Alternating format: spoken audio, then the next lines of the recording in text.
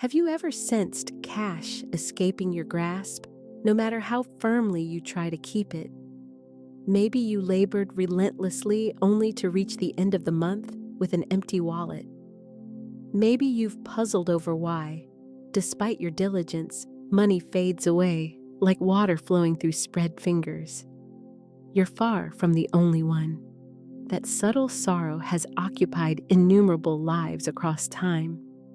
Yet consider this: what if your understanding of money has been mistaken? What if money isn't a sterile figure on a ledger, but something richer, vital, animated, and responsive? Florence Scovel Shinn, an early 20th century spiritual teacher known for her clarity, came upon an insight both revolutionary and elegantly simple one that transformed her own experience and later influenced thousands. She realized that money is more than a thing, it is energy. It functions like a living current with memory and character, mysteriously reacting to the manner in which it is regarded and handled. This realization arose not in victory, but amid hardship. The year was 1925. Florence, formerly a flourishing illustrator and cherished art instructor, had seen almost all she had slip away. Assignments had vanished. A vibrant life had narrowed into hushed rooms where anxiety spoke louder than joy. One evening, she looked into her modest purse and found only one coin left, the final bit of cash she possessed. It was cold and slight, seemingly trivial to others, yet it meant everything to her in that moment. She might have condemned that coin. She could have cried, "What good is one coin against the weight of my needs?" She could have echoed the reflex many of us learned to resent money for falling short. Yet an older, wiser impulse awakened within her. Rather than scorn it, she lifted the coin, gently cradled it with care, and addressed it as though it were a cherished companion. "You are my precious money," she whispered.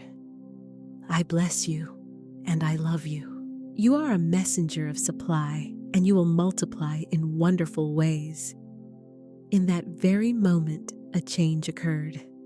It was like an overlooked doorway in her awareness slowly opening. She sensed, not merely fantasized, that the coin answered back. It seemed to emit a gentle warmth, as if thankful for the blessing. That night, Florence rested in quiet assurance rather than dread, having uncovered a principle: when you respect money, money responds in kind. The very next day, unforeseen support appeared. A former student resurfaced and paid for instruction. Shortly thereafter, an art commission came through. Thus, the current resumed. It wasn't the product of extra toil, manipulation, or pursuit. It followed from a change in her stance toward money from disdain to appreciation and affection. Consider this: money had been waiting not for clever tactics or intricate plans, but for acknowledgement. Like a loyal friend overlooked for too long, it came back when Florence's heart opened. She understood that money retains impressions. It notices whether it is invited or pushed away, treasured or scorned. Like any companion, it approaches where it is loved and recedes where it is reviled. Do you sense the gentleness in this insight? Many of us were conditioned to view money as impersonal, rigid, and detached. Florence demonstrated the contrary: money carries spiritual vitality. It attends to what we say. It registers how we feel. It reacts to the regard we offer it. Have you wondered what memories money holds from your own life at this moment? The weary sighs, the irritation, the under the breath, there's never enough. Each becomes a seed embedded in money's recollection. But the blessings count too. The smiles you gave a small bill, the occasions you offered with thankfulness rather than anxiety. None of it is lost. Florence's simple choice to bless her final coin was not an isolated wonder, it became the germ of a quiet revolution. Her pupils adopted the practice. Widows worn by grief, unemployed men, single mothers, each found that gentle speech toward money and honoring even the smallest coins produced a change. The current of provision began to move again. Do you notice how delicate and understated yet profoundly effective this principle is? It needs no large capital, no ornate ceremony. It starts with one coin, one bill, one deliberate blessing. Take a brief pause with me. Picture the most recent coin you held. Did you truly see it? Did you acknowledge it? Did you murmur, as Florence once did, "You are precious and you multiply in wonderful ways"? Or did you rush past it, dismissing it as too trivial to count? All relationships are born from acknowledgement. Money follows the same rule. Here lies the overlooked key. Money isn't merely a thing. It is a companion. It is a loyal ally waiting for you to recall that it is alive with responsiveness. Florence's account is not simply about the contents of a purse. It concerns a shift in awareness. It teaches that whatever you bless blesses you in return. Whatever you love reflects that love back. And whatever you neglect slowly slips from your life. On that 1925 evening when Florence addressed her coin, she wasn't just rescuing herself from hopelessness. She was unlocking a passage that many after her would enter. Her life stood as evidence that money treated as sacred substance and honored with reverence answers with overflowing generosity. Therefore, before we explore further, I invite you to reflect, what is your earliest memory involving money? Was it receiving a gift in childhood? Was it tied to difficulty, absence, or yearning? That formative moment continues to influence how money moves through your life now. Before we continue, I would be grateful to hear your first memory of money. Please share it in the comments.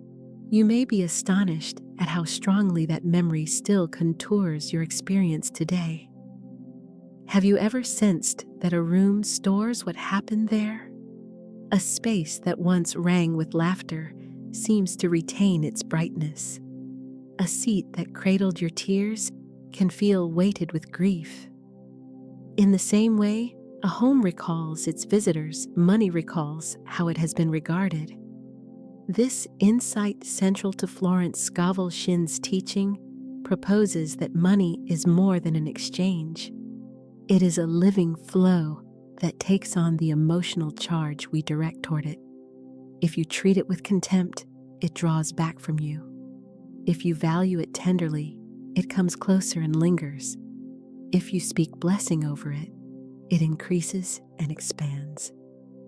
Florence frequently repeated a soft refrain to her students: money remembers, money reflects.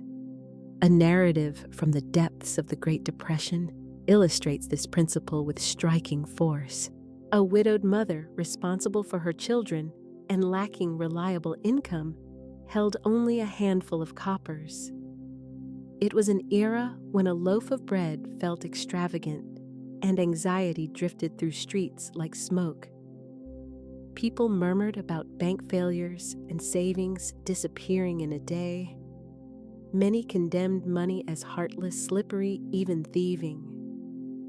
Still, though shaking, she would not curse the coins in her hand. Rather than resent them, she shined each coin. She arranged them upon the kitchen table, straightening the fabric beneath, as though setting a feast for treasured visitors. Gently, she touched them, in turn spoke thanks over them, and affirmed, "You are blessed. You are loved. You are the seed of my provision. You return to me multiplied."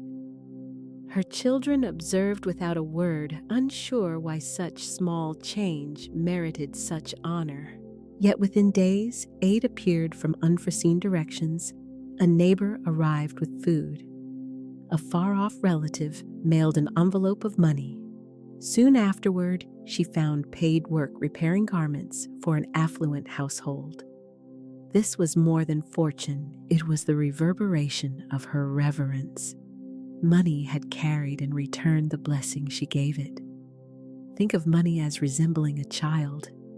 When cared for with affection, it flourishes. When ignored or met with irritation, it shrinks away. As harsh language can shudder a child's heart, cursing money causes it to recede. And as tender praise draws a child near, cherishing money invites it to approach. Picture money bending toward you, eager for approval, like a smiling child. This is not mere fantasy, it reflects a spiritual principle at work. Now consider the reverse. How frequently do we voice irritation about money? There's never enough. It slips through my fingers. Money is the root of all evil. Every statement acts like a barb, and money records it. It neither debates nor protests, it mirrors what it's given, and thus it departs. Florence told her students, "Your word is your wand." When you use language of esteem, you call in money's companionship. When you speak with contempt, you unknowingly send it away. Money remembers. Money reflects. Let's look within briefly. Think of a moment you received money, even a small amount. Did you celebrate it, or did you exhale and think, "It's not enough"? That sigh, that rejection impressed itself upon money's memory. It felt unwelcomed and politely moved out of your way. Now, envision the opposite. You greet even $1 as if hosting a dignitary. You bless it, treat it with dignity, place it flat and neat in your wallet, breathing thanks over it. That dollar would carry the memory of your affection, and like a faithful ally, come back bringing others. Florence frequently likened money to water. Water moves where pathways are open along clear channels and into receptive palms. Where it encounters blockage, it collects, grows still, or finds another route. Money likewise looks for openness. When met with gladness, it travels freely. When met with fear or resentment, it slips toward other courses. Thus, the widow's tiny coins gave way to abundant supply, not due to a shift in the economy or sudden external magic, but because her reverence formed a conduit through which money's remembrance could mirror abundance back to her. You might ask whether a practice so small can genuinely alter your finances. Over Florence's years of teaching, countless people demonstrated that it can. One man arrived complaining that despite relentless effort, money constantly escaped him. She inquired, "What do you say of money?" He admitted, "I always say, easy come, easy go." Then Florence replied, "Money is simply obeying your word." He was taken aback, yet he altered his language. Whenever he received any amount, he told it, "You come to me blessed, and you stay to bless others." In a matter of months, his situation changed. Savings appeared where none had before, employment openings increased, and money responded to the new declaration. Therefore, I invite you to pause and sense this truth in your body. Money remembers. Money reflects. Repeat it gently with me. Money remembers. Money reflects. Allow the phrase to wash through you like a calm tide. Notice its cadence and ease each repetition, sowing a seed. Money remembers. Money reflects. What impression will it carry from you today? Will it hold the trace of resentment, anxiety, or contempt, or the imprint of blessing, respect, and affection? The Depression-era widow showed that even the smallest coins answer to reverence. Florence showed that a single remaining coin can unfold into plenty when addressed with love. And you, dear reader, are subject to the same law. If money retains impressions, then each word you utter becomes a seed. Each thought you nurture becomes a root, and every feeling you send toward money becomes the soil that nourishes its growth. Therefore, let us plant deliberately with gladness and care. Let us select language of esteem, maintain thoughts of thankfulness, and cultivate loving emotion. Money is attending. Money is recording. And money is mirroring the condition of your heart. If you feel prepared, make one simple move in this moment. Stop and write in the comments, "I honor money." Even this modest declaration initiates a shift in your energy immediately. Have you ever faced a mirror and perceived not just your image, but the deeper truth of who you are staring back at you? A mirror neither debates nor deceives, it merely shows what already exists. Money functions in the same manner. It does not create your value, it reflects it. Quietly and consistently without criticism, it echoes the narrative you speak about yourself. Florence Scovel Shinn impressed upon her students a luminous principle: your supply is yourself. Your word is your wand. Speak lack and lack appears. Speak worth and worth shines through in your affairs. When finances seem meager, the shortage is rarely in the currency. It lies in the beholder's belief. When prosperity overflows, the power does not reside in bills and coins. It emanates from the person whose spirit affirms its inherent divine worth. Consider a young painter. Her craft moved viewers deeply, yet each sale was priced only high enough to repay the cost of materials. She would protest, "I cannot ask for more. Who would pay such a price for my art?" Though her canvases found buyers, swiftly her earnings slipped away and never remained with her. One night, exhausted from long hours and still short on rent, she discovered Florence's writings. Her eyes fell upon the counsel: do not limit yourself by undervaluing your own gifts. God's supply is boundless, and you are worthy of it. Something inside her stirred. Perhaps the difficulty was not her artwork, but the value she ascribed to it. That evening, facing the mirror while holding one of her canvases, she softly affirmed, "I am worthy of abundance. My art is worthy of honor. Money flows to me in divine right ways." Initially, the declarations felt unfamiliar, even rebellious against long-standing insecurity. Yet she persisted daily. She increased her prices not from pride, but from grounded confidence. To her astonishment, collectors didn't withdraw. They drew closer, recognizing the worth she had finally claimed. Within a few months, her financial picture changed as money's mirror returned the image of her renewed belief. Do you sense the force of this insight? Money does not rule you. It does not assign your value. It merely reflects the truth you proclaim. Lack is not a sentence. It is a reflection revealing where your worth has been forgotten. Prosperity is not random fortune. It is a reflection revealing that you have remembered your true identity. Imagine money as a calm, glassy lake. The convictions you carry are mirrored upon its surface without warping. Approach it murmuring, "I am unworthy," and the waves of insufficiency appear. Approach it declaring, "I am worthy of divine abundance," and the waters reflect scenes of prosperity. Florence often reminded students man's supply is inexhaustible when he knows how to speak the word. That effective word starts with self-respect. How could money honor you if you refuse to honor yourself? How can it remain if beliefs of unworthiness constantly send it away? Affirming your value is not avarice, it is alignment with truth. You are not making excessive demands. You are acknowledging your rightful place. A rose never apologizes for flowering, and the sun does not dim its light. Why should you reduce your worth when creation itself has marked you with limitless design?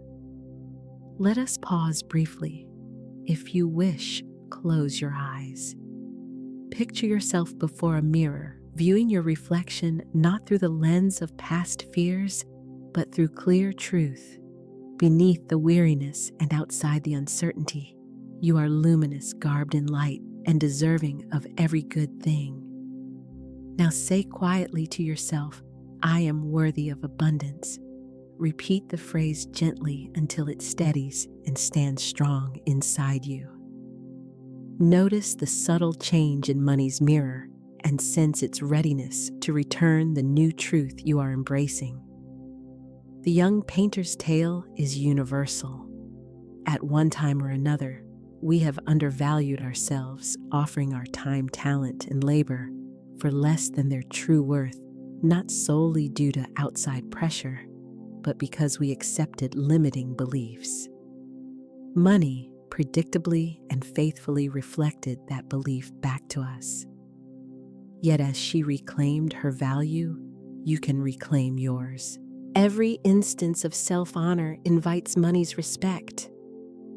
Every time you affirm I am worthy, you clear the mirror's surface, permitting prosperity to gleam without obstruction.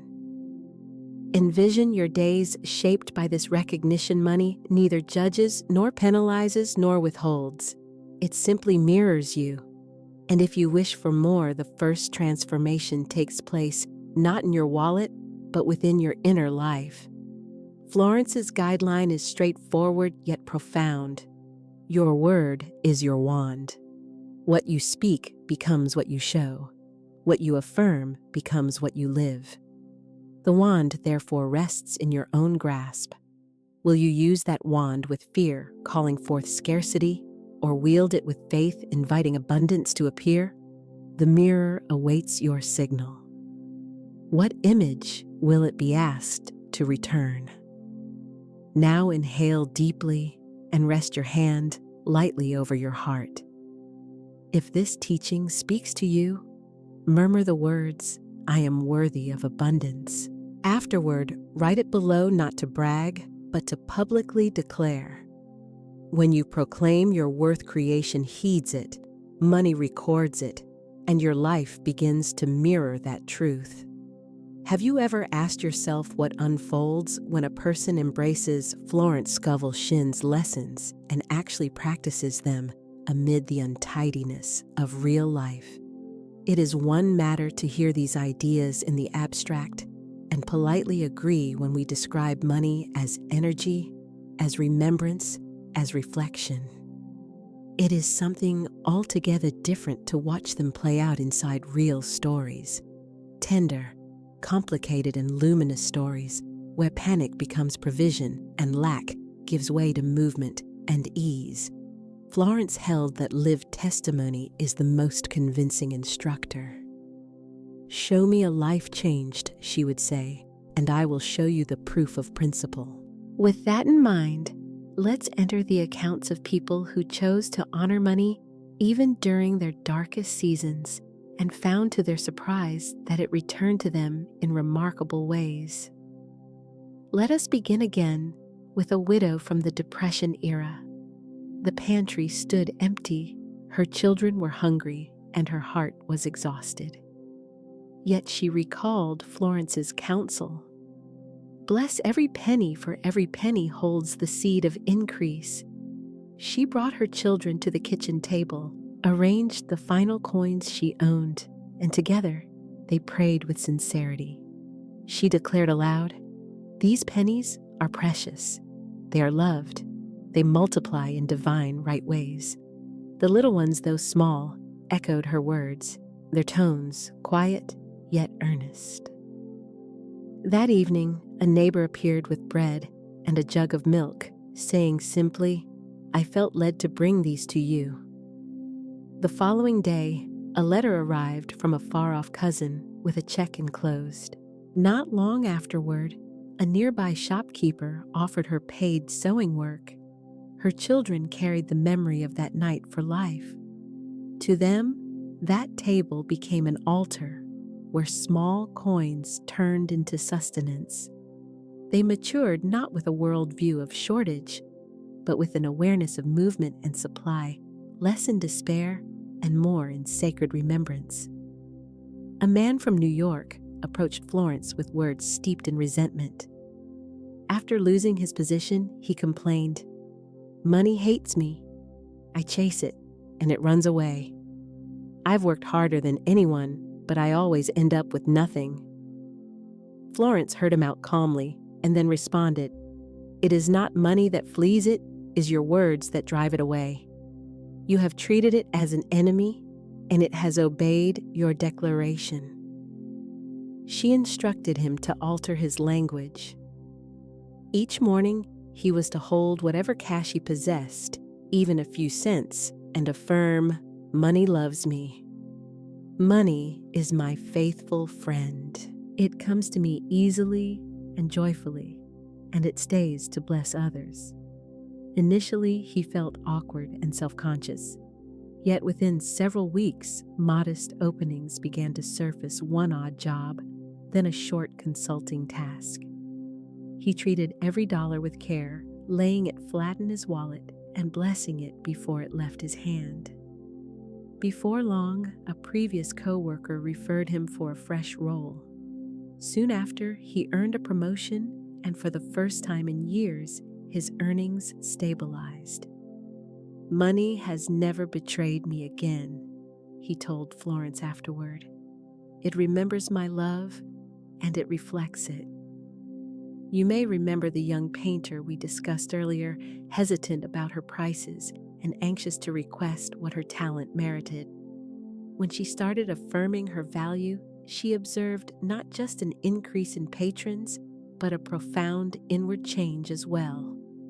At her first show with higher prices, she braced herself, anticipating pushback. To her surprise, buyers leaned in with curiosity. One admirer even remarked, "Your work carries a spirit. It deserves this value." That night, she cried not because of the income alone, but because the world affirmed what she had begun to believe within. Money reflected her worth, and now other people recognized it as well. Her experience circulated widely, inspiring many struggling creators to imitate her approach, blessing their output, honoring their talents, and affirming their claim to abundance. Whole circles of artists began to thrive, not by pursuing celebrity, but by aligning themselves with genuine worth. Jump ahead to the present day. A young entrepreneur weighed down by student loans, and a new venture found Florence's work in a worn secondhand volume. She chuckled at first. Can words and blessings really change money? Yet chose to try the practice for herself. Every morning she addressed her bank balance as though it were sentient. "I bless you. I honor you. Thank you for growing and multiplying." She also kept a compact ledger, noting each dollar that came in, however tiny, adding the reminder, "You are loved. You are divine substance in action." Gradually, she perceived movement. Clients started remitting payments promptly. Fresh possibilities appeared from unanticipated directions. Her debts decreased, and her enterprise flourished. Reflecting later, she remarked, "The numbers changed after I changed. I stopped seeing money as an enemy and began seeing it as my partner." Her journey reiterates Florence's enduring lesson: money does not respond to dread, it responds to love and esteem. You might be reading this and insisting, "My circumstances are unique. My challenges are heavier, my liabilities larger, my responsibilities greater." Yet hear this: the law of remembrance is not restricted. It does not weigh cases by magnitude. The very blessing that turned a widow's pennies into sustenance, the identical affirmation that drew an artist out of scarcity, the same reverence that restored a businessman's livelihood, stands ready to operate on your behalf as well. The crucial factor is not the size of your starting sum. It is the spirit with which you handle what is currently in your care. Florence frequently reminded her students, do not despise the day of small things. A tiny coin, when honored and blessed, becomes a key capable of unlocking very large doors. Do you hear the recurring cadence within these narratives? Desperation encounters remembrance, shortage encounters blessing, fear encounters love, and invariably the outcome repeats movement and supply return, not through coercion or scheming, but by harmonizing with the living principle that money both remembers and reflects. It is as though every person realized that money had not opposed them at all. It had simply been waiting for a shift in their attitude, language, and care. Once they began to honor it, money flourished steady, responsive, and faithful as ever. And so, I put the question to you, what narrative will you choose? Will it be yet another chapter of pursuing money with bitterness and seeing it drain away? Or will it become a tale of transformation the instant you addressed your final coin, your tiniest note, your tired balance, and spoke blessing over it until it unfolded into abundance?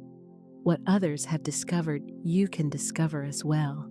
Take a moment to pause, inhale fully, and speak this with me. I claim my breakthrough. Go ahead and type it below as a testimony in motion, a statement that your narrative is already turning. When you make such a claim, life itself moves to align with your spoken word. Any home that lasts is anchored to a firm foundation.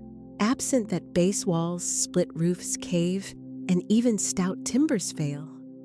Our relationship with money functions the same way.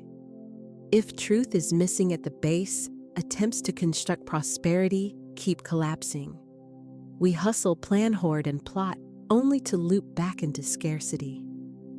Yet, when we set our base upon divine law, the structure holds no longer erected on shifting sand, but on steady rock. Florence Scovel Shinn instructed her students to do more than replace negative words and thoughts.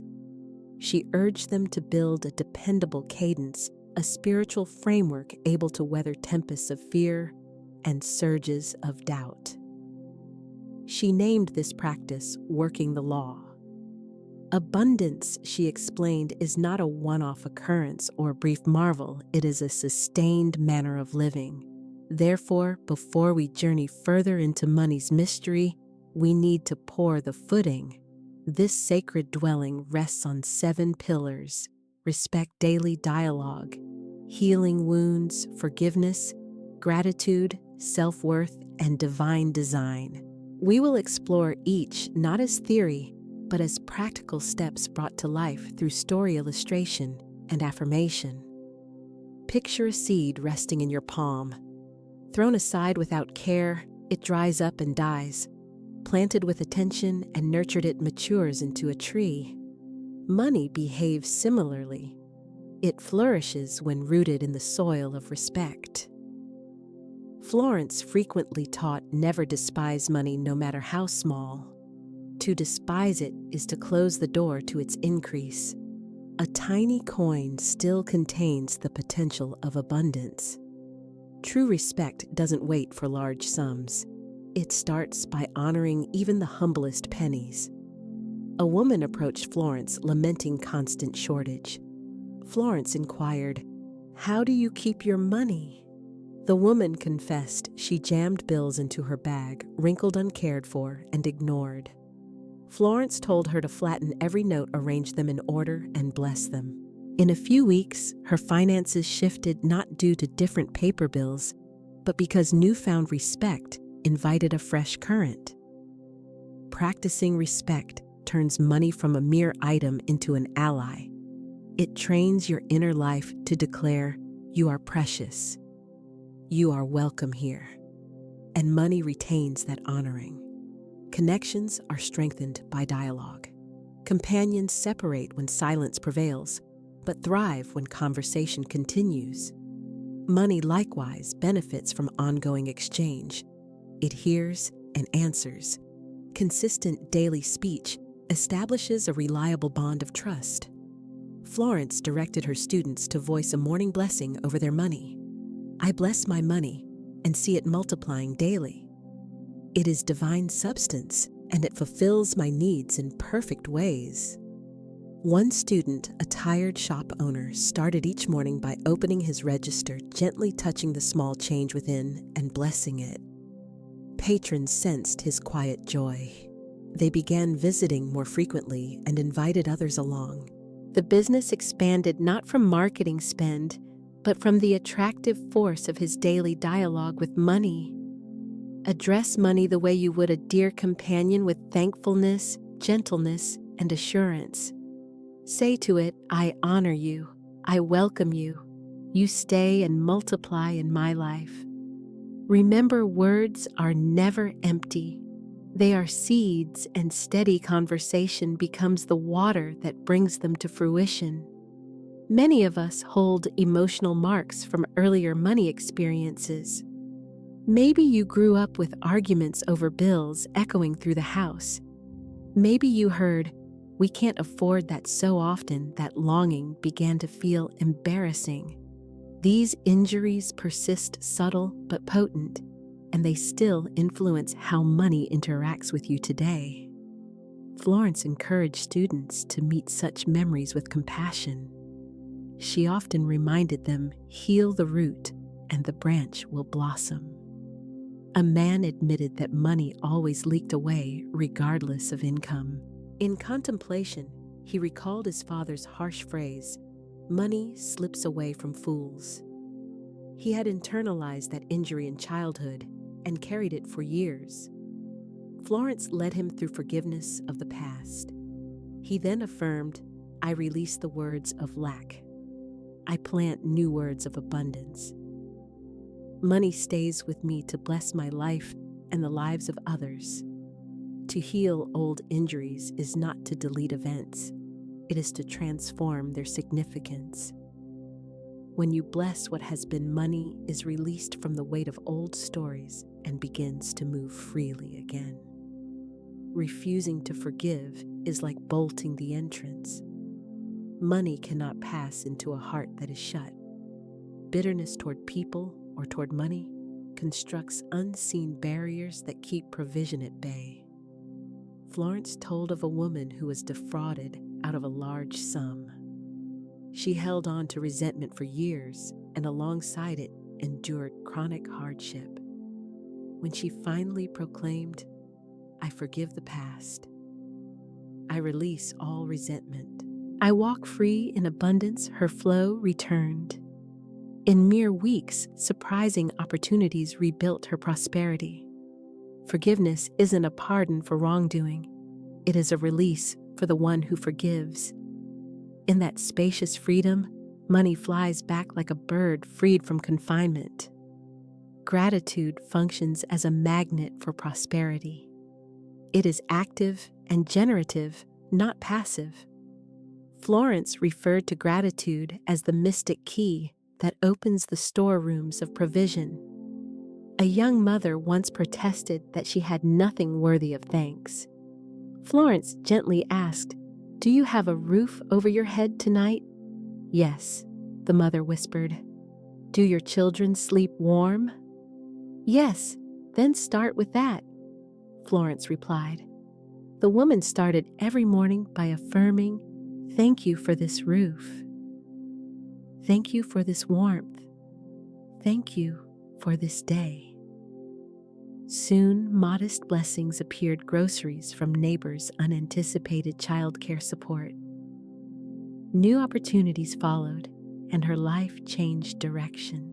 Gratitude broadened her capacity, and money simply flowed in to occupy the space created. Each coin, each note, each kindness, when greeted with thankfulness, tends to expand.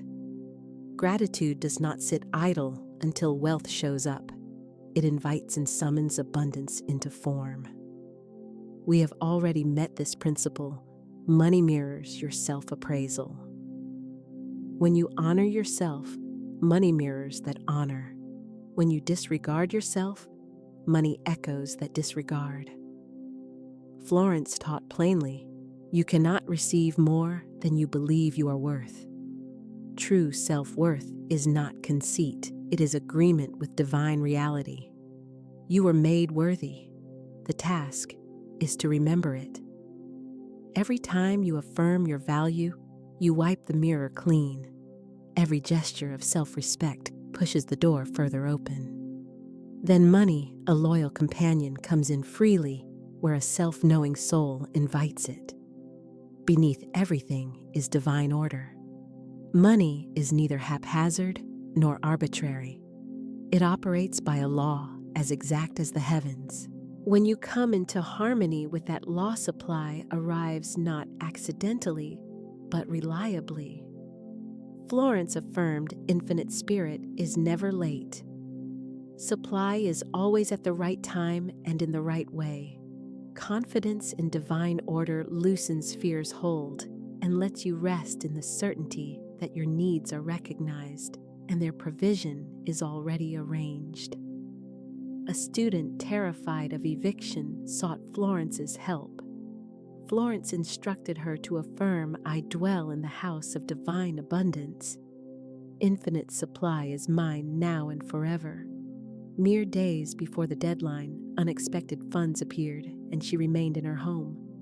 That was not luck, it was law, not coincidence, design, respect, daily dialogue, healing old hurts, forgiveness, gratitude, self-worth, divine design. These are practical disciplines, not distant ideals. Each places another stone in prosperity's base, and together they raise a dwelling that stands firm even when fear's storms strike hard. Florence's own journey demonstrated these ideas. From the desperation of one coin, she shaped a ministry that reached multitudes. Her footing was not a large balance, but inner truth, and that truth enriched her in every dimension, materially, spiritually, and through the many lives she raised up. Therefore, dear reader, the foundation now lies at your feet. Will you construct upon it? Will you adopt each pillar as a daily practice? Prosperity is not distant. It is as close as your spoken words, your ongoing thoughts, and the affection carried in your heart. Now let us ready ourselves to proceed step by step into money's living mystery. The path is opening, and you belong within its unfolding. Before concluding this foundational stage, I invite you to remain connected and continue along this way. What starts here is not a single tale to hear and forget, but a daily way of living to be practiced. Money is not lifeless paper, nor a hostile presence hiding in your expenses. It is living energy that pays attention. Many have never contemplated this. They grip money with tension, part with it in guilt, or dread its disappearance as soon as it shows up. In that mindset, money becomes like a nervous visitor who never feels at home. The law of abundance offers another lesson entirely. What you bless returns blessing. What you appreciate appreciates in value. When you address money with love, it answers with the same tone. Consider the common language people use when they talk about money. They often utter lines such as these: money doesn't grow on trees. I never have enough. As soon as it comes in, it goes out. Each of those phrases is a grievance rather than a benediction. Imagine being addressed that way daily. If a dear friend repeatedly told you, "You're never enough, you always vanish, you're too difficult to have," would you remain nearby? Of course not. You would retreat. That same pattern unfolds with money. When it is persistently maligned or dreaded, it pulls back. The alternative path is friendship and gratitude, addressing money as a cherished ally. Rather than saying, "I never have enough," you declare money. "I love how you flow to me in perfect timing. You always find me at the right moment." In place of grumbling when bills are due, you smile and softly say, "Thank you, money, for blessing me with this service." As you go out, you return multiplied. This change is not a gimmick, it is a spiritual principle.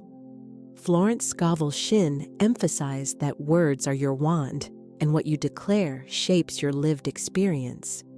When you meet money with courtesy and warmth, the relationship recodes.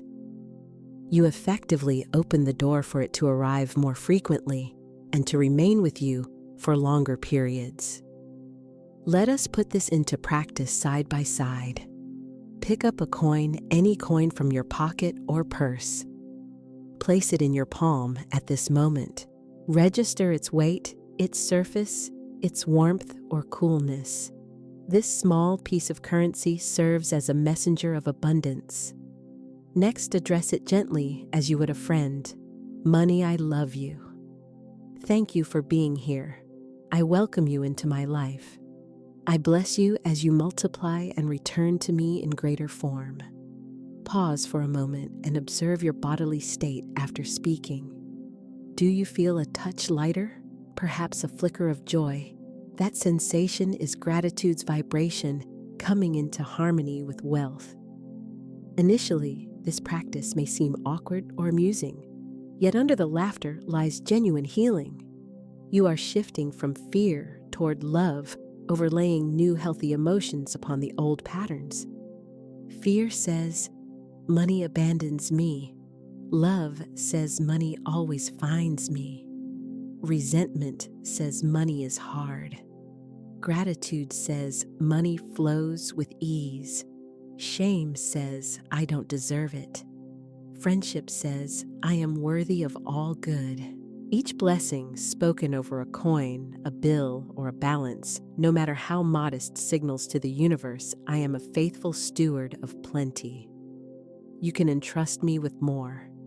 Here is a straightforward routine you can start this very evening. Locate a coin before bedtime and set it in your open hand. Voice your gratitude clearly. "Thank you, money, for being here. I love the way you multiply. I bless your journey back to me in greater measure." Put the coin in a meaningful spot on your bedside table, beneath your pillow, or resting in a small bowl. Repeat this for 7 consecutive nights. Notice the energetic shift that follows. You may encounter unforeseen benefits, an old debt cleared, a gift offered, or an unanticipated discount. To stabilize the practice, let us add daily affirmations you can repeat consistently. "I love money, and money loves me. Every dollar I touch is blessed and returns multiplied. I speak kindly to money, and it responds with generosity. Money is my joyful companion." Speak these lines aloud. Murmur them softly when you open your wallet. Copy them into your journal. With steady repetition, the declarations grow familiar and begin to feel effortless and genuine. Allow me to offer a brief story as illustration. A woman confided that she could not retain money. As soon as income appeared, it seemed to disappear. When I inquired about her feelings toward money, she gave a tense laugh and admitted, "I hate it. I hate that I never have enough." I suggested the coin practice. Initially, she pushed back, judging it simplistic. In time, however, she started addressing a lone coin on her dresser each evening. After a month, she earned a raise. Within 3 months, she cleared her credit card balance entirely. Later, she reflected, "That coin became my friend. I realized money wasn't running away from me. I was pushing it away with my bitterness." As her language shifted, her lived experience aligned and changed accordingly. Why does such a practice produce results? Gratitude exerts a magnetic pull. Blessing fosters increase. In the same way that a plant flourishes under attentive watering, money tends to expand when it is encircled by genuine affection. This is not mere superstition. It is alignment in action. As your interior stance transforms, the exterior circumstances begin to reflect that inner reordering. Therefore, this very evening, I invite you to experiment personally with the practice. Pick up a coin and address it as you would a dear companion. Offer a blessing, extend affection, and voice sincere thanks over it. Then the next day, return and report your experience. Did your feelings shift? Did anything surprising happen? Did you perceive even a modest opening toward greater flow? Sharing your note will both anchor your commitment and encourage others who are just starting along the same path. Money is more than a collection of digits on a statement. It holds a kind of memory. Each bill you have handled and every coin you have held carries an imprint of the feeling you projected in that instant. Return to your earliest money memories. Did money feel secure and available, or did it seem scarce, reserved for others? In your household, was it honored and appreciated, or did it trigger conflict, strain, and anxiety? Those early feelings formed a subtle emotional imprint that may still be active within you at this very moment. Picture money as a tender-hearted friend. If you witnessed your parents arguing about bills, the memory of money in your body might register as conflict. If you lost savings and felt humiliation, that imprint may now manifest as a persistent fear of loss. Unless addressed and healed, those imprints keep whispering into your present life. Money is hard.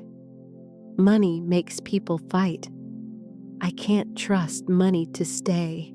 This explains why even increasing your income can leave you feeling insecure. The old imprint continues to reverberate through your thinking and behavior. Here is the liberating fact. Emotional imprints are capable of healing. As the body mends a cut, your money story wounds can be revised and restored. Let us undertake a brief healing exercise together. Gently close your eyes. Draw in a slow, deep breath and exhale fully. Rest your hand lightly on your heart. Now envision yourself as a young child around 6, 7, or 8. Picture that small version of you holding money for the very first time, seeing it clearly in your mind's eye. Perhaps it's a single coin, a paper dollar, or a small jar sitting on the kitchen counter. Pay close attention to the child's emotions. Are they thrilled, uneasy, or perhaps ashamed? Maybe their ears catch grown-ups saying, "We can't afford that," or "Money doesn't come easy." Whatever memory surfaces, allow it to appear and watch it with calm neutrality. Do not evaluate or criticize, simply witness what is there. Now picture yourself moving toward that younger version. Kneel to their level and speak with tenderness, "My dear one, I am here now. Money is not your enemy. Money is love, freedom, and possibility. I forgive the pain that surrounded money then. We are safe now.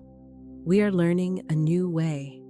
Breathe in deeply and sense a warm wave of light encircling that scene, easing its sharp edges, soothing it, and bringing gentle repair.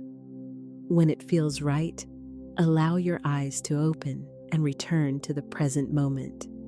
This marks the first step in revising the emotional imprint of money within you. Another deeply effective practice is composing a personal letter to money. Florence Scovel Shinn frequently used deliberate language to reshape experience, and such a letter becomes a sacred instrument for rewriting your inner narrative. Here is a simple guide for putting this into action. Find a quiet place, sit comfortably, and take up a pen and a sheet of paper. Begin by writing the salutation. Dear Money. Allow memories to spill onto the page. Explain to money how you used to feel overlooked, anxious, resentful, or hurt. Next, turn the tone toward forgiveness. Inscribe the words, I forgive the past. I forgive myself for fearing you. I am ready to welcome you as my friend. Conclude with a blessing by writing money. I thank you for staying with me now. I thank you for returning with love. After completing the letter, fold it carefully and store it in a protected spot beneath a candle within your journal or in a keepsake box. This small ritual seals and strengthens your intention. I once supported a man who held a long-standing bitterness toward money. As a boy, he felt humiliated when his family couldn't cover the electric bill, and he matured believing money always disappeared and could never truly be relied upon. When he attempted the letter practice, the opening pages overflowed with rage and accusation. Where were you when I needed you? You always disappear. Yet as the writing continued, a turn occurred. Tears began to fall, and his language gentled. I realize now it wasn't your fault. It was my family's fear. Money, I want to know you differently. Within a few short weeks, he was offered a position that doubled his salary. He later said, it felt like money finally wanted to stay with me. Like it remembered I had forgiven it. This illustrates the quiet miracle that unfolds when money's emotional memory is healed. Here is a focused assignment for the coming week. Select a single past money memory, perhaps a childhood episode, a difficult bill, or a moment of financial loss. Put it in writing. Detail the situation and name the emotions you experienced. Then release it intentionally. Say out loud, I forgive this memory. Money, you are free. I am free. Continue the practice repeatedly until you notice the emotional sting and charge diminishing. I release all past pain around money. I forgive and bless my financial history. Money remembers me with kindness and joy. I create new memories of wealth, ease, and abundance. With every affirmation, you lay a new script over the old one. In doing so, you retrain the subconscious to regard money with trust once more. Healing these emotional imprints does not require denying your history. It invites you to reclaim your agency and strength in the present. Money itself carries no resentment. It reflects the energy you bring. As you practice forgiveness, the pathway opens. The past stops steering your now, and money returns with new vitality as though greeting you anew. Dialogue forges connection. This holds in every relationship. Speak with a friend every day and the bond strengthens. Fall into silence and the link inevitably thins. Money follows the same pattern. Many people handle money as though it were a mute stranger. They speak only when it shows up, or more often when it vanishes. They murmur complaints while paying bills, yet rarely offer blessings when money visits their lives. Still, the spiritual principle is unmistakable. Whatever you address with love responds to you. Speaking with money each day isn't superstition, it cultivates intimacy. And intimacy reshapes your deepest beliefs. Consider this: how frequently do you literally talk to money aloud with your voice? Most of us do not. We think about money, worry over it, and compute it, but we seldom converse with it. As a result, money feels remote and impersonal. When you include money in your daily speech, it grows familiar and warm, something you can trust. You transition from awkward silence into genuine friendship. Picture the contrast clearly. Silence says, you are a stranger. Complaints say, you are a burden. Daily dialogue says, you are my beloved partner. Which approach fosters closeness, which invites money to linger and remain with you? Here's a straightforward entry point to start today. Every morning, before you look at your phone or hurry into tasks, stand at a mirror. Set your hand over your heart, inhale slowly, and speak these words aloud. Good morning, money. Thank you for being with me. Thank you for flowing to me today in expected and unexpected ways. I welcome you. I bless you. I honor you. Then let a genuine smile smile as though a dear friend has just stepped through your doorway. This uncomplicated ritual recalibrates your day's atmosphere. Why does it work? Mornings serve as potent reset moments. They establish the emotional tone for all that comes after. When your opening words express thanks toward money, your inner frequency is tuned to abundance, and your day starts already in alignment. Let me offer a brief testimony to illustrate. A woman had wrestled with finances for many years, living from paycheck to paycheck, and frequently waking with bill-related anxiety. After she adopted the morning dialogue practice, a palpable shift occurred. Initially, she felt awkward. She even said, "It felt like I was talking to myself in the mirror." Even so, she remained steady and kept going. Within a few weeks, she realized she was calmer during bill payments. In place of resentment, she quietly offered blessings. "Thank you, money, for covering this." After months of consistent practice, an unexpected check arrived one morning. Later, she received a promotion. She reflected, "It was like money finally trusted me because I had been speaking kindly to it every day." This demonstrates the transforming power of daily conversation with money. It is consistency that rewires the subconscious. A single kind phrase helps, but steady repetition forms belief, and persistent belief shapes reality. Consider the analogy of a plant. One watering isn't enough to keep it thriving, whereas daily attentive care cultivates strength, lush growth, and fruitfulness. Your financial relationship functions in precisely the same way. Ongoing dialogue waters it. Habitual gratitude fortifies it.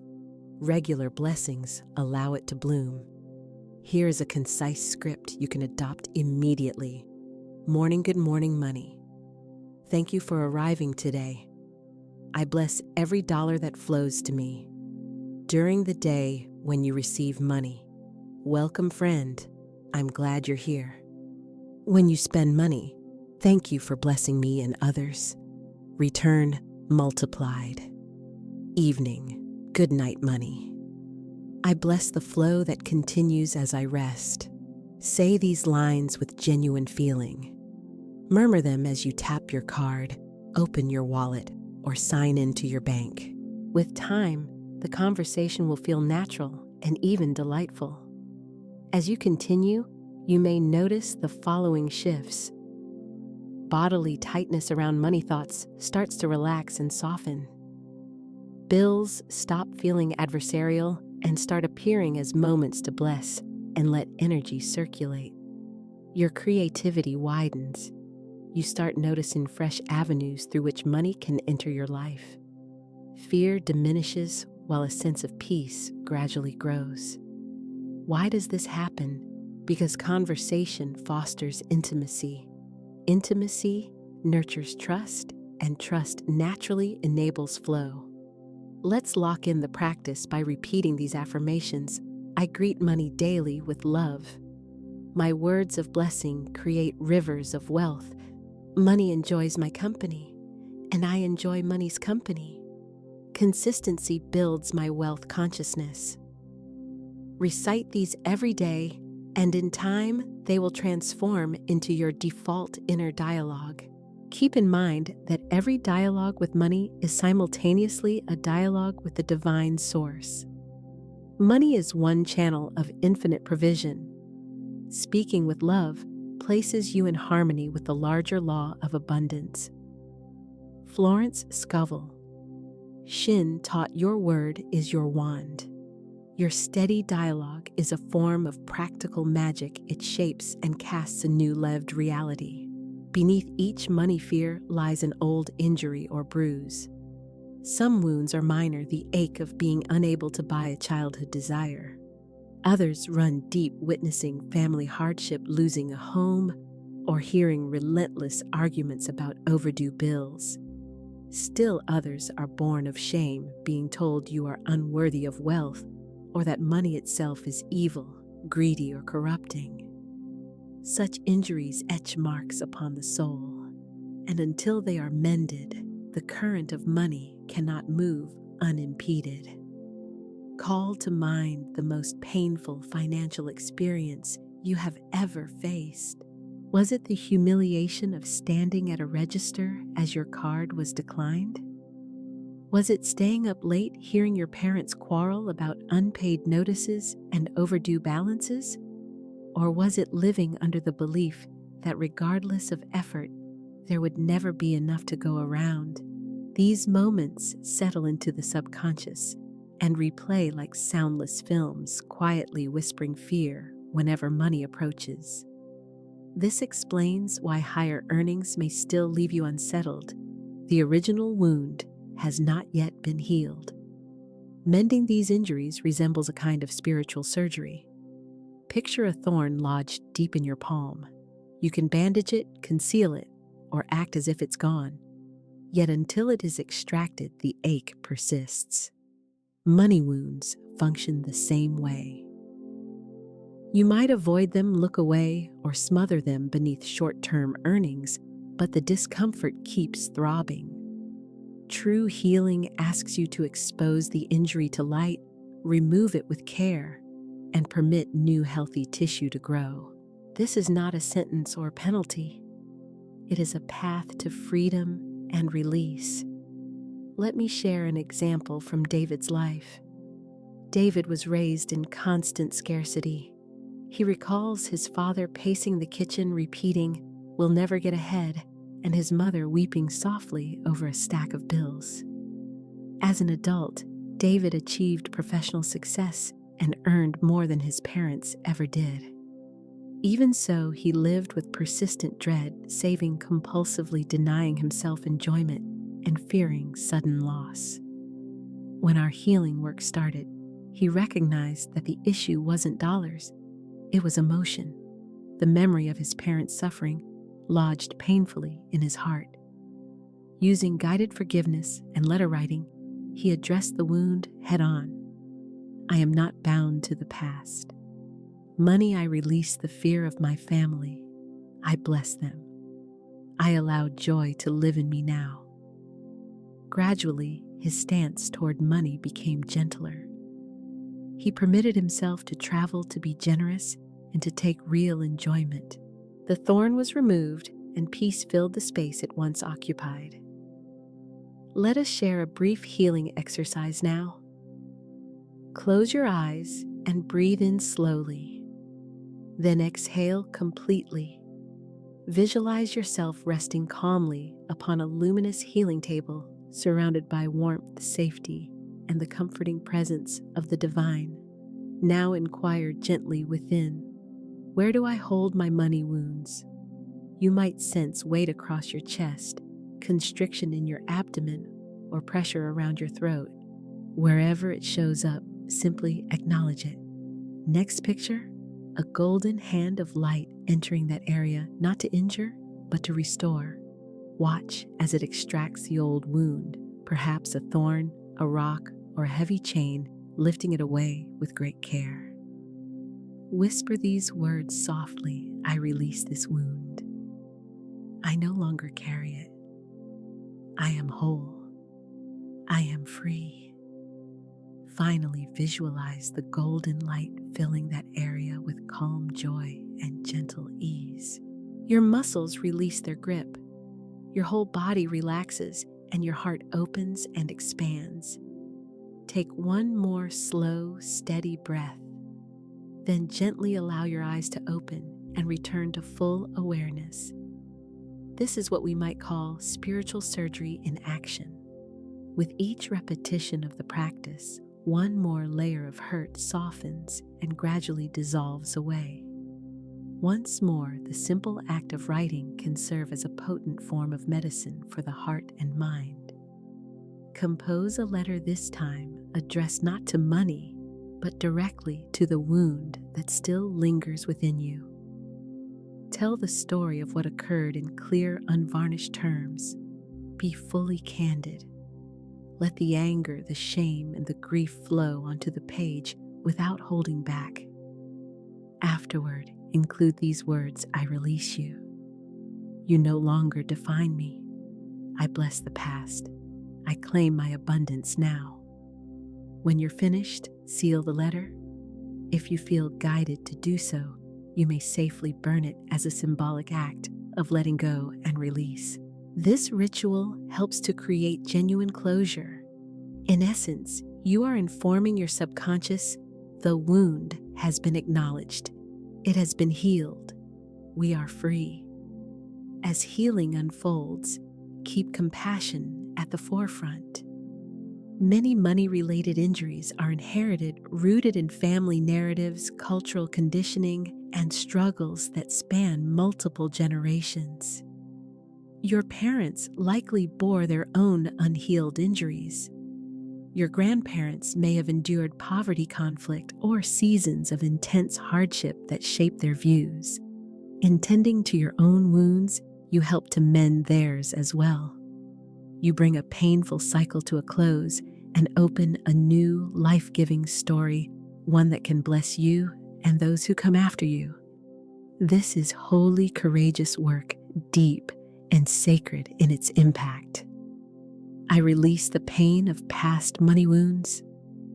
I forgive my family's struggles with money. I am free from shame around wealth. Healing creates space for abundance to flow. I carry joy, not wounds, in my relationship with money. Repeat these lines every day until they settle in as your natural inner voice and guiding soundtrack. Another brief story to illustrate this: Maria's childhood was marked by poverty. She remembers walking in shoes with holes, being mocked at school, and hearing poor so often it felt like it was her identity. The shame followed her into adult life. Even when she finally had enough, she still felt small and less than. Through steady healing practices, she learned to speak a different story over herself. I am priceless. I am not defined by my past. Eventually, she shared this breakthrough. The shame has lifted. I realize I am not that little girl anymore. I am abundant, loved, and worthy. Soon afterward, she started the small business she had long envisioned. Clients seemed to appear swiftly, as though the universe had been waiting for her to release that old wound. This exemplifies what occurs when healing takes root. Energy previously held, captive by pain, is freed and transformed into creative power and forward momentum. Therefore, I invite you to dedicate the coming week intentionally to healing work. Compose a heartfelt letter directed to your money wounds. Speak words of forgiveness over your personal history and the people within it. Envision the gentle process of spiritual surgery, removing the old pain and letting light fill its place. If you feel inspired, post a single sentence from your letter below. Your words may encourage someone else to let go of their own wounds as well.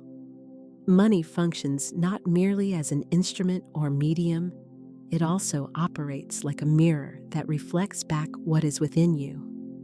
It returns to you a reflection of your self-perception.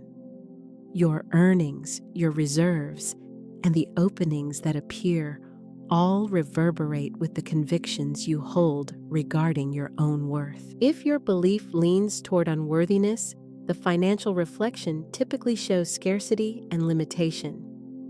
If instead you recognize yourself as inherently priceless, money tends to mirror that stance with images of generosity and abundance. Consider your bank balance as a reflective surface. When you view it, you do not merely observe digits, you witness a snapshot of your inner landscape and attitudes.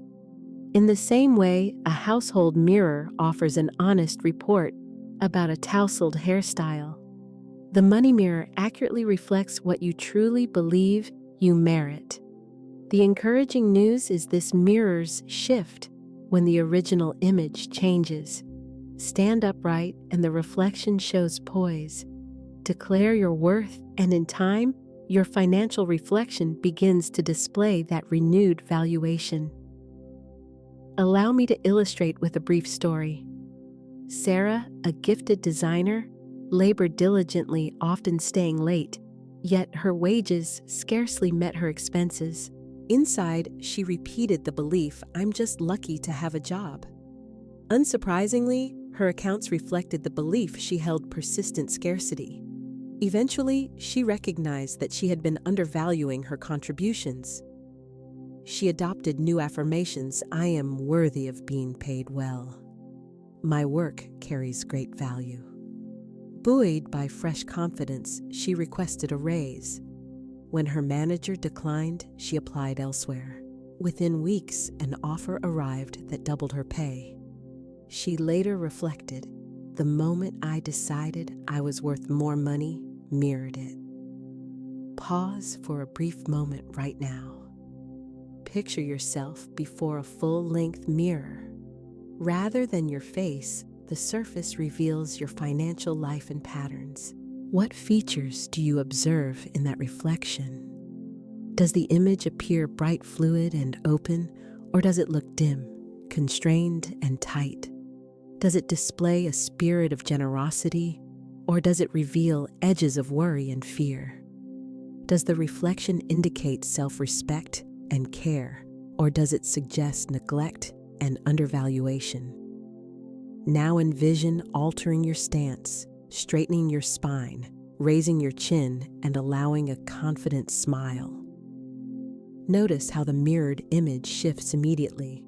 This parallels what unfolds when your self-worth rises. Your financial picture begins to reflect the elevation. Your finances resemble a canvas colored by your beliefs. When you paint with doubt, the image dims into gray. When you choose pigments of joy, assurance, and value, the portrait gleams with tones of abundance. This explains how two individuals sharing the same position, location, and opportunities can experience radically different finances. One who esteems themselves attracts easier flow, while the other, burdened by doubt, finds money drifting away. The true distinction is not mere luck. It is the level of self-worth being reflected outward into tangible outcomes.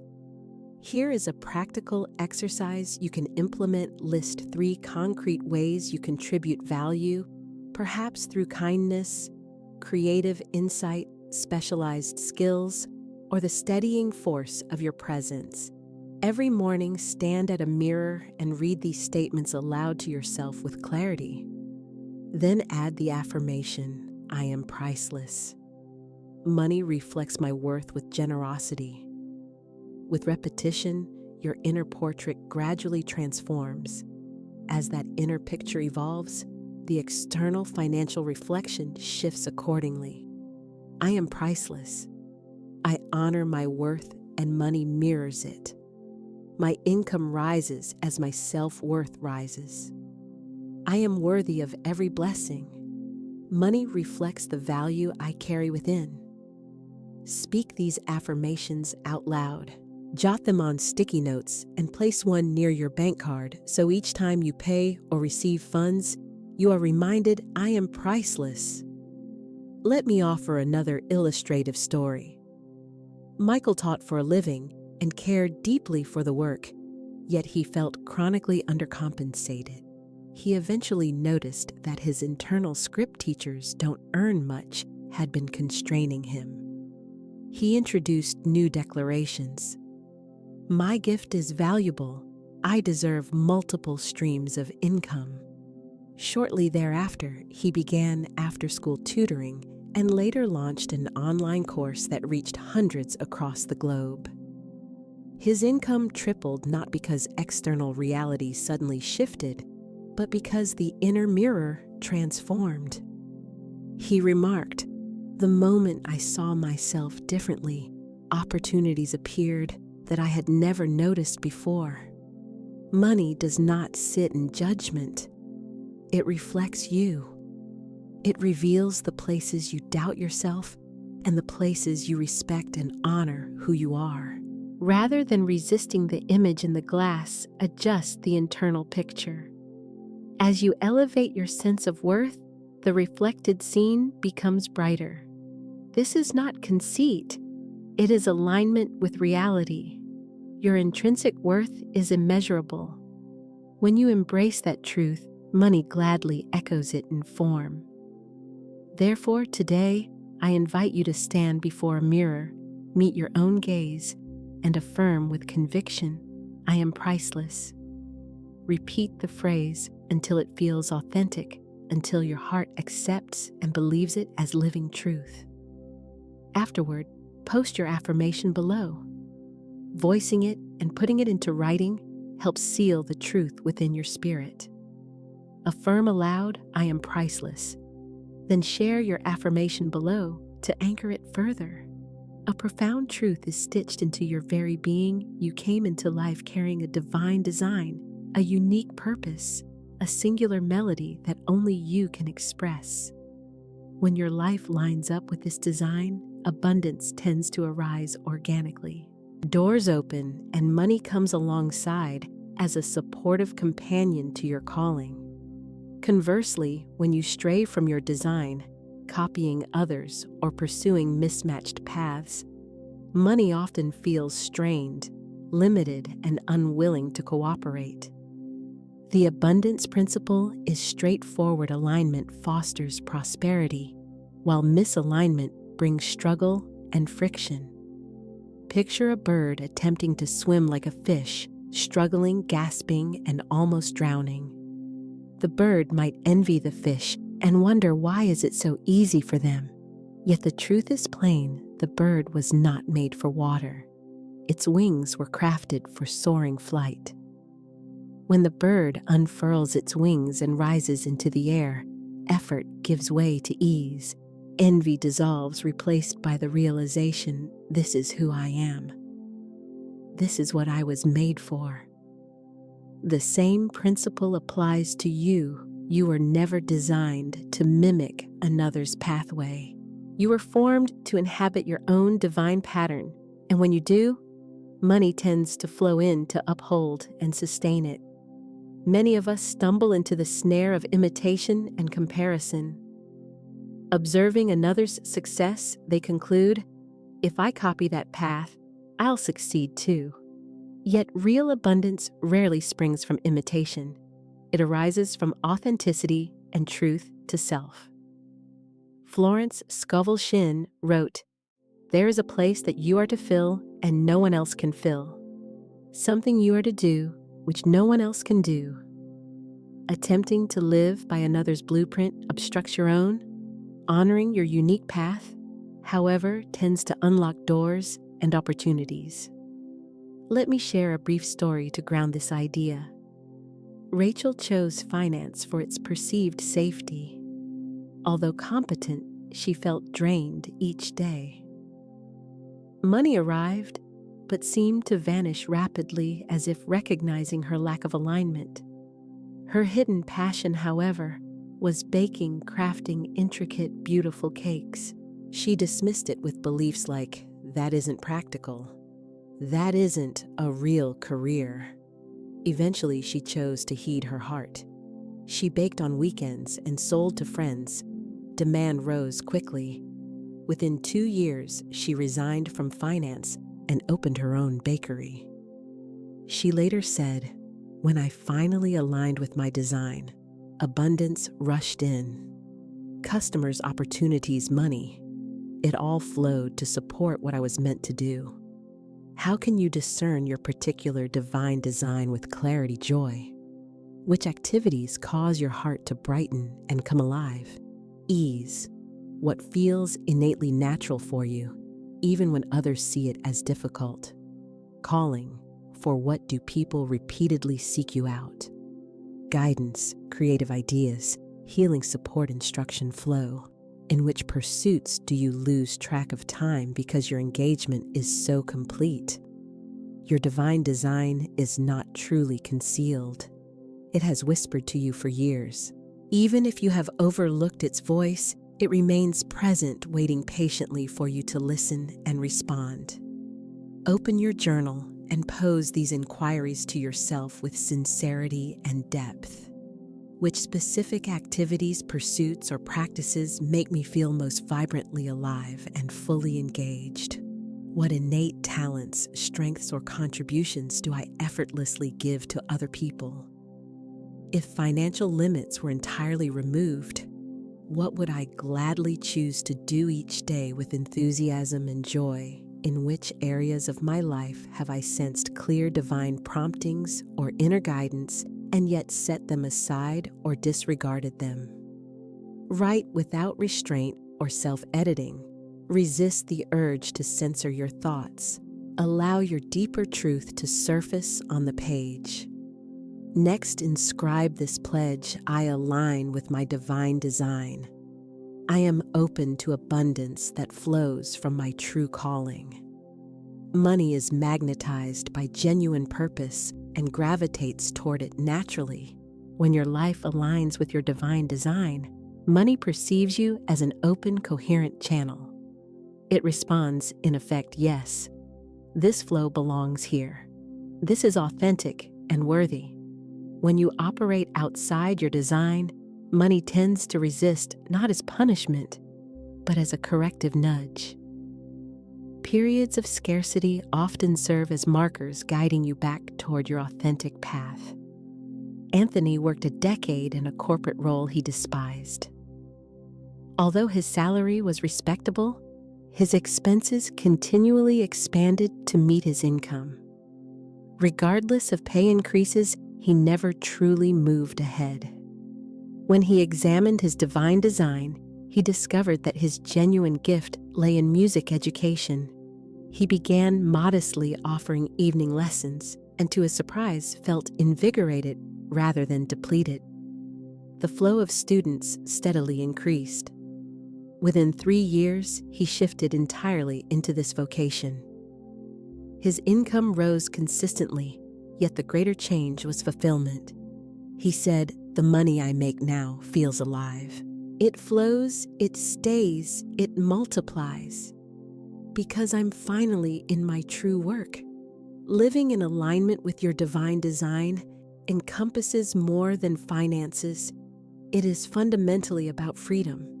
It is freedom from comparison and envy, and freedom from the exhausting weight of inhabiting a life that was never tailored for you.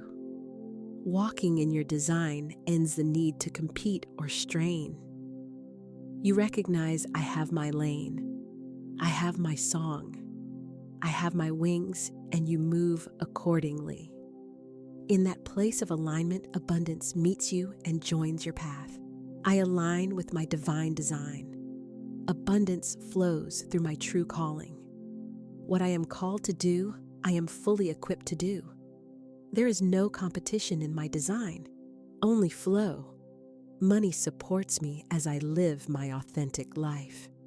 Recite these affirmations every day and allow them to shape your decisions, your professional focus, and your overall direction. Beloved one, let us now commence this sacred practice together with intention and reverence. We have already discussed money exploring governing laws, recalling essential truths, and easing fear. Now, however, it is time to converse directly with money, not as an abstraction or mere bank figure, but as a living presence, a loyal friend, and a divine servant that has accompanied you all along. Breathe deeply, inhale, then exhale, and permit your body to release tension and settle. Visualize yourself in a tranquil, sun-brightened room. A round wooden table sits at the center, topped by a vase of vivid, fresh flowers. Through the window, you catch the soft hum of life birdsong, a passing breeze, maybe faint laughter. You are entirely safe. This space is yours alone. Now notice a chair opposite you. It sits empty for only a breath. Then, with a gentle shimmer of light, money appears and takes its place. How does money choose to appear? Perhaps as a cherished friend with warm clothing and kind, luminous eyes. Perhaps as a radiant, golden human form. Perhaps as a familiar figure who has always symbolized generosity and safety. However it presents itself, offer a sincere welcome. Quietly within spake these words. Hello, money. Thank you for being here. Pause and make room for silence. Give money a chance to answer in its own way. You might hear phrases, feel a wave of emotion, or simply sense a benevolent presence. Trust whatever arrives. Let us begin the dialogue now. I will provide the prompts and you can respond in spoken words or in quiet thought. Money, I confess for so long I feared you. I misunderstood you. I blamed you for absence, for lack, for stress. I thought you were the problem. I see now you were always neutral, always waiting for me to open. You never abandoned me. You waited for me to see you as a friend. Pause once more and listen attentively. What is money's reply? Does it say, I have always loved you? Does it say, I flow to you as you allow me? Allow whatever response arises to come through naturally. Continue with the dialogue. Money, I apologize for the times I pushed you away. For the words of rejection, I spoke words like, money doesn't grow on trees, or I'll never have enough, or money is the root of evil. I see now these words built walls between us. I release them. I speak new words now. Money, you are good. Money, you are safe. Money, you are divine substance in my life. Pause again and receive the response. Perhaps money nods or gives a soft, forgiving laugh. Now in your mind's eye, gently lean forward and meet money's gaze directly. Say these words with feeling. Money, thank you. Thank you for the food I have eaten. Thank you for the shelter I have known. Thank you for the clothes upon my back. Even when I thought you were scarce, you always came in some form. You were hidden in kindness, in opportunity, in unexpected gifts. You were never gone. Pause again and notice gratitude rising gently within you. Now pose this question to money. What do you want me to know? This moment is the exercise's center. Wait patiently and allow money to reply. Perhaps the response sounds like, I want you to know I flow when you trust. I want you to know I delight in serving your divine purpose. I want you to know you don't need to chase me, only welcome me. Trust the message you receive. Then continue by saying, money, how do you wish to work with me now? What is our next step? Pause once more and allow an answer to arise, maybe an image of an opening door, a developing project, or a generous exchange given and received. Make a note of what you perceive. Now make this declaration. Money, I choose partnership. I no longer treat you as an enemy. I no longer worship you as an idol. I see you as a friend, a helper, a servant of divine order. We walk together now. You bless me, and through me you bless the world. Take a full breath and sense the bond anchoring like a covenant, written not with ink, but with affection and trust. Seal the meeting in spacious silence. Imagine extending your hand to hold money's hand. Feel the warmth, the light, the truth, a covenantal promise between you.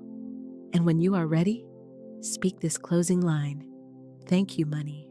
I welcome you fully. Pause and allow those words to echo and settle within you. As you come back from the vision, remember that you can return to this table whenever you wish.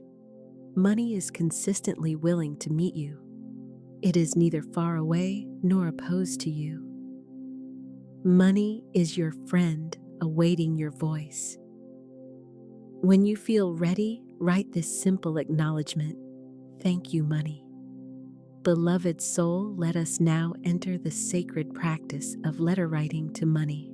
Across the centuries, letters have borne the heart's confessions, apologies, vows, and dreams. You will write to money as to a cherished companion, permitting your words to lift old weights and sow new beginnings. Prepare your environment with care. If you can choose pen and paper rather than a screen, something tangible that your hand can feel and your heart can move through.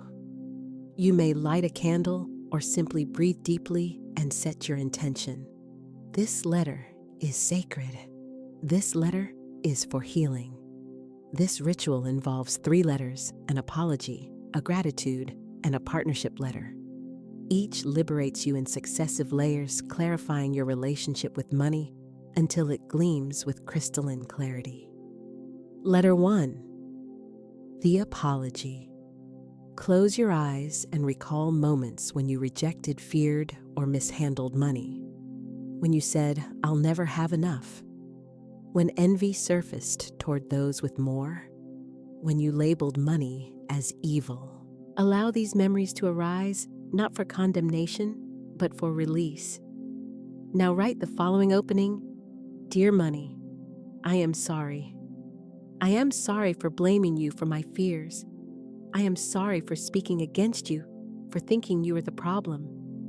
I am sorry for the anger, the resentment, the pushing away. I thought you caused pain, but now I see it was my belief in lack. I release the shame. I release the blame. I forgive myself, and I ask you to forgive me too. Pause now and write without restriction. Welcome tears if they come, or laughter if it bubbles up. This is a cleansing movement. When finished, exhale and whisper these words of closure. It is done. I am free. Letter 2, the gratitude. Now shift the posture of your heart. Rest your hand upon your chest and remember that money has appeared over and over, even in small forms. The meal you ate yesterday, the shoes you wear, a gift once received, an opportunity once offered. Money has taken many shapes: a paycheck, a friend's kindness, a timely discount, an unexpected blessing. Now, write the following. Dear money, thank you. Thank you for the times you arrived when I did not expect it. Thank you for paying the rent, for putting food upon the table, for clothing me when I was cold. Thank you for teaching me lessons, for showing me where I held fear so I could heal. Thank you for never truly leaving me even when I turned away from you. You have been faithful. You have been present. And today, I honor you with gratitude. Pause again and allow your pen to move freely. Recall specific events and let gratitude pour across the page. When complete, take a deep breath and whisper, I am blessed. I am grateful. Letter 3, the partnership. Now comes the final letter, focused not on the past, but on the future. You are entering partnership. You and money are no longer adversaries or strangers. You walk together as allies within a divine design. Now, write this commitment. Dear money, I welcome you as my partner. I see you as a friend, a helper, a servant of divine abundance. I promise to honor you, to circulate you with wisdom, to let you bless others through me. I release fear. I release control. I walk in faith, knowing you flow to me in perfect ways. Together, we will do good. Together, we will create beauty, safety, joy, and expansion. I trust you, and I trust the divine law that governs you. Thank you for choosing me, and thank you for staying with me. From this day, we walk in harmony. Pause and write with conviction. Sense the covenant sealing itself within your whole being. When complete, rest your hands upon the letters and whisper, so it is. Amen. You can complete this ritual a single time or repeat it whenever led. Some people burn the letters as an offering, others store them in a journal for later reflection. Still others place them on an altar as a living reminder. Whatever form you select, the act itself suffices. You have spoken truth, released the past, and invited partnership. And now, dear one, consider, did relief arise as you wrote? Did you sense a lifting, as if a burden carried for years finally dissolved? If so, share these words below. Yes, I felt relief. Let others know that your healing process is underway. Beloved soul, you have conversed with money and written to it. Now invite it fully into your life through the sustaining power of affirmation. Remember that words are like wands, the tongue is a creative instrument. Florence Scovel Shinn taught that every word is a decree, a key that opens doors in the unseen. Faith-filled affirmation aligns you with the law of demonstration. So let us enter the rhythm and power of affirmation, the living current that carries your words into form. You can echo these lines aloud or repeat them inwardly with full conviction. Let your voice, breath, and body convey their resonance. Cycle 1. Safety and worthiness. I am safe with money. Repeat aloud. Money is safe with me. I am worthy of receiving. I am worthy of keeping. I am worthy of circulating. I am worthy of more than enough. Pause and take a deep breath.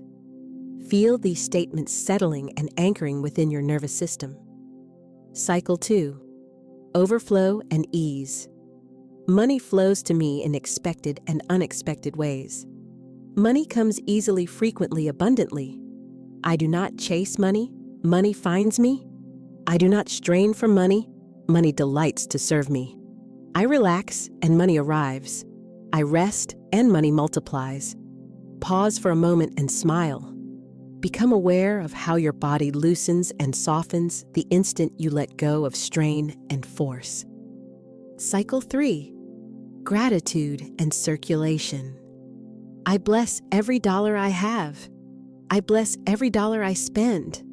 I bless every dollar I receive. My money blesses others.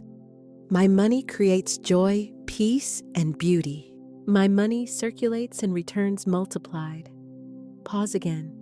Envision every affirmation you speak as a widening ripple that travels out into the world and then returns to you as generous rolling waves. Cycle 4. Abundance identity. I am abundance. I am prosperity. I am the rich child of a rich universe. Money recognizes me. Money honors me. Money loves to be with me. Pause here and sense how these declarations reshape your inner identity. You are not chasing abundance from the outside. You are its living expression. Cycle 5.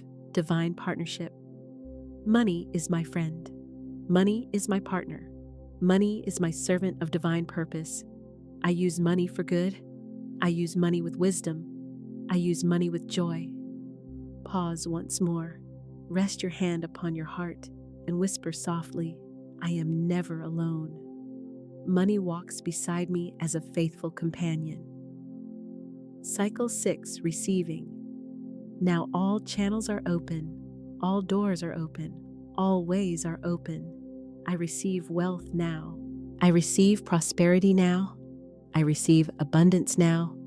I receive it now. I receive it now. I receive it now. Pause again and let the repeated words swell like musical waves, growing stronger, richer, and ever more assured with each cadence. Now let's rise to a powerful crescendo with these affirmations.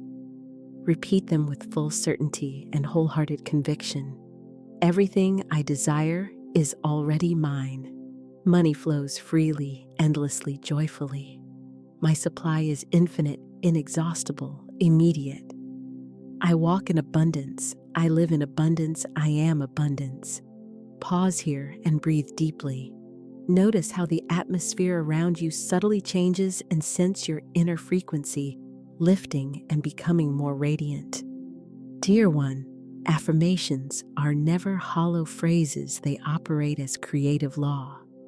Each declaration you make plants a living seed.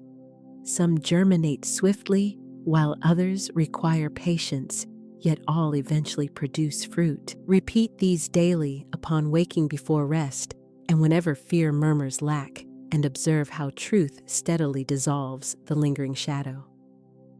If you're prepared to ground this truth in tangible form, write this below: I receive it now. Allow your public declaration to stand as a visible decree. Beloved, let us shift into a softer, quieter stream. You have conversed with money-written heartfelt letters and affirmed with strength. Now you will witness your own image within money's light, for money is not separate from you. It mirrors your beliefs, your worthiness, and your felt sense of what you deserve. Gently close your eyes and draw a deep breath. Allow the shoulders to drop, the jaw to release, and the chest to open. Picture a tender, golden radiance encircling you, like warm sunlight settling softly on your skin.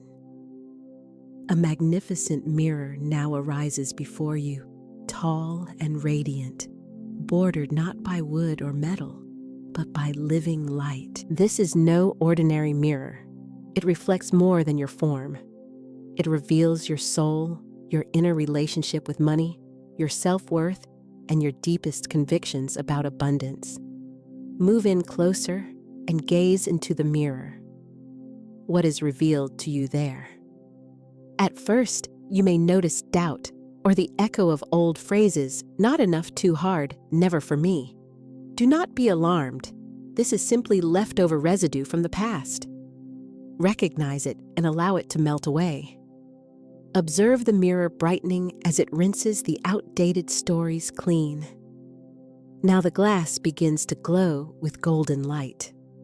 Your reflection beams no longer small or afraid, but luminous, majestic, and abundant. You perceive yourself as the divine perceives you, infinitely worthy, a conduit of prosperity, and a faithful steward of inexhaustible good. The mirror communicates not in audible words, but through light itself, saying, as you behold yourself, so money beholds you. As you honor your being, so money honors you. As you love who you are, so money loves to remain in your company. Pause for a moment and allow this truth to settle deeply within your body and heart. Next, visualize money resting in your palm, coins, bills, or even digital figures as you imagine them. Raise it toward the mirror and witness it glowing as well, reflecting the same sacred light that radiates from you. Recognize there is no separation.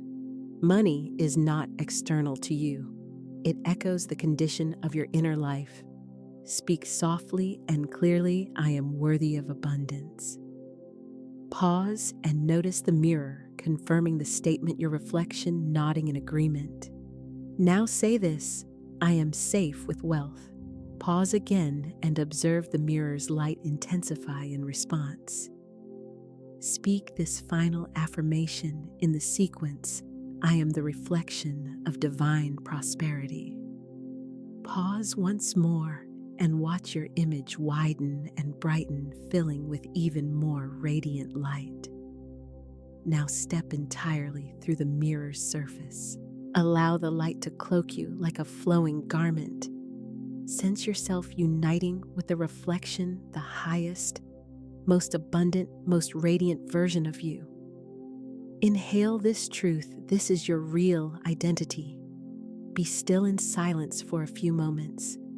Rest here and allow the light to permeate and saturate every cell of your being. When you feel ready, step back from the mirror. Notice that the glow stays with you. You carry it now. You no longer require the mirror's proof because you are the reflection itself. You move through the world as abundance and radiate as prosperity. Take one final deep breath. Gently lay your hand over your heart and whisper, I shine, I shine, I shine. And as you come back, if you truly witnessed your own radiance, write this single word below shining. Beloved soul, let us ascend into the central instruction. Abundance does not move by accident or disorder. It aligns precisely with the pattern. Florence Scovel Shinn described as your divine design, the inner blueprint governing right flow. Your divine design is the primordial template woven into you from the beginning. It is the riverbed shaped for your gifts, talents, and joy. When you inhabit it, life begins to stream. Money follows the current. Doors unlock. Conflict subsides because you stop fighting the water and allow yourself to be carried by its natural movement. Picture a child innately musical, tiny fingers yearning to travel the piano, and a voice that rises unbidden in melody. Yet the family counsel's music is not practical. Pick something safe. The child tucks the talent away, learns another craft, and merely endures. Beneath the surface, however, a persistent ache remains. Years roll by. Finances seem tight, and joy's light fades. Then one day, the grown child touches the keys again, and the river stirs. Possibilities appear unforced, students arrive, invitations, surface revenue begins to move. The reason is simple. Once you re-enter your divine design, the universe meets you with the supply that matches your calling. Beloved, you also carry concealed abilities, sleeping dreams, and gentle inner nudges. These are not incidental. They function as directional markers guiding you back toward your specific divine design. Envision a mighty river, broad, forceful, and inexorable. When you remain in its center channel, you travel with ease. Step onto the banks or clutch at rocks, and effort intensifies, fatigue shortage, and resistance quickly set in. Money resembles this river. When you are aligned with your design, it moves naturally. The divine does not ration or constrict. Scarcity appears when we fight the flow, questioning our worth, neglecting our vocation, or pursuing routes that do not belong to us. Speak this next part out loud. I release resistance. I step into the river. I flow with my divine design. Pause here and allow those words to reverberate inside you, settling deeply as a lived intention. Close your eyes and draw a full breath. Inquire inwardly, what ignites my aliveness? What offers joy even without compensation? What arrives so naturally that I overlook its rarity and worth? It may be speaking, teaching, creating, nurturing, organizing, or healing. It could be art, science, leadership, or gentle service to others. Your design is not convoluted. Its signature is clarity and joy. Now visualize inhabiting that design completely. See a day beginning in joy, unfolding in purpose, and expressed in loving service. Money shows up not from pushing, but from congruence. Sense the ease that accompanies this harmony. Now declare, I am supported in my divine design. I am provided for in my divine design. My supply matches my calling. Pause once again and let this truth sink into your body and mind until it feels steady and real. Now, beloved, we turn to cleansing. It is time to identify and release the false beliefs. Speak the following aloud with me. I release the lie that I must struggle for money. I release the lie that my gifts are not enough.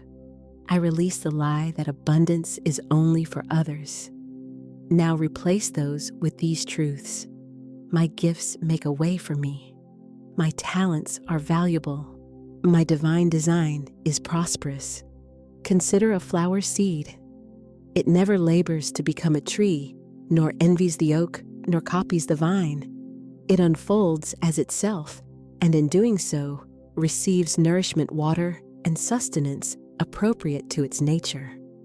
The same principle applies to you when you live as your authentic design. Life soil supports your growth. When you compress yourself into someone else's pattern, your vitality fades and withers. Beloved, abundance arises from authenticity rather than mimicry. Travel your own path, and the provision matched to it will accompany your steps.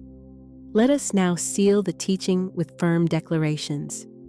Voice them with authority and strength. I walk my divine design. I flow in my divine design. I prosper in my divine design. My money is aligned with my purpose. My life is aligned with my joy.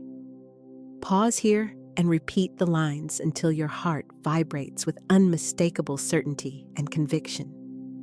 From today forward, observe carefully where your energy leaks and where it surges. Whatever depletes you is not your design. Whatever enlivens you marks your path. Follow joy, choose ease, and heed the quiet inner resonance of truth that is your river, and therein lies your wealth.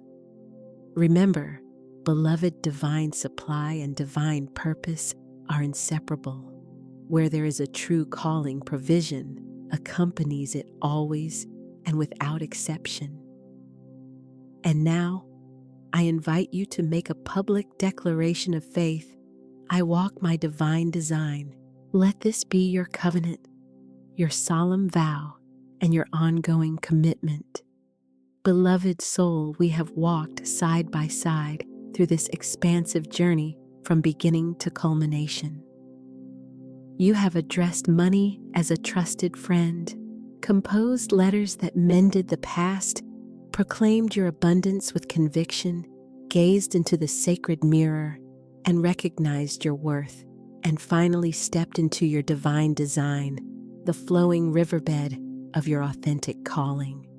And now we reach the closing benediction. Consider this instant holy an encirclement, completing itself a covenant, lovingly sealed and affirmed. Draw in a full, steady breath and gently place your hand over your heart's center.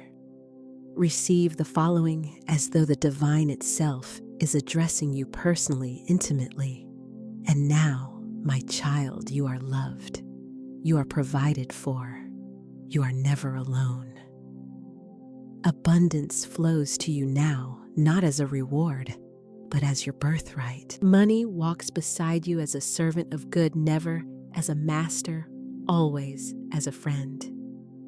You are blessed in your going out and your coming in. You are blessed in your work and in your rest. You are blessed in giving and in receiving. Lack has no place in you, for you are the rich child of a rich universe. Pause here and allow these words to permeate your heart the way rainfall sinks into parched earth, deeply, gently, and fully. Do you recall our starting point? The simple, piercing inquiry? What is your relationship with money? At the outset, you may have carried fear, uncertainty, and longing, but now behold yourself. You have moved from seeker to finder, from anxiety to blessing the one who bestows rather than begs. What started as a wound has unfolded into friendship. What began as strain has transformed into effortless flow. What opened as a question now stands revealed as living truth. I now pronounce a blessing over your life clearly and tenderly. May your wallet be continually supplied, never found empty or barren. May your accounts brim and overflow with generous sufficiency. May every debt evaporate like morning mist beneath the rising sun. May new opportunities open smoothly before you, arriving with ease and grace. May your money bring blessing to you personally and also radiate outward to bless the wider world. May you stride in fearless generosity, unburdened by worry or restraint. May you offer freely, trusting that increase and replenishment always return. May you also receive openly, grounded in the knowledge that you are worthy of good. May your radiance be so bright that others find encouragement and healing through the prosperity you embody. This benediction is not mere wishing, it is spiritual law. It stands completed, now sealed, sure, and immovable. Beloved, this is not a conclusion, but a commencement. You have opened the door, now walk through it every day. Keep conversing with money, bless it align with your divine design, and live as the luminous, prosperous self you truly are. And spread this light, do not hide it away. Many remain in fear, in lack, and in silence. Be the messenger who declares money is not my enemy. Money is my friend. Abundance is my truth. Therefore, I invite you to pass this along to someone who needs financial healing. Allow your overflow to bless another's path. If you wish to continue traveling together, subscribe and stay connected to this stream of truth, for abundance increases in the sharing. Now rest both hands over your heart and whisper gently, I am abundance. I am prosperity. I am aligned. I am blessed. It is done. Amen. Take one last deep breath, exhale fully and smile. Recognize that you have now arrived at a new beginning. Beloved, proceed in joy and in peace, moving confidently in the wealth that has always belonged to you. And remember, this constant truth money awaits you at the table, ever ready to walk alongside you faithfully and always.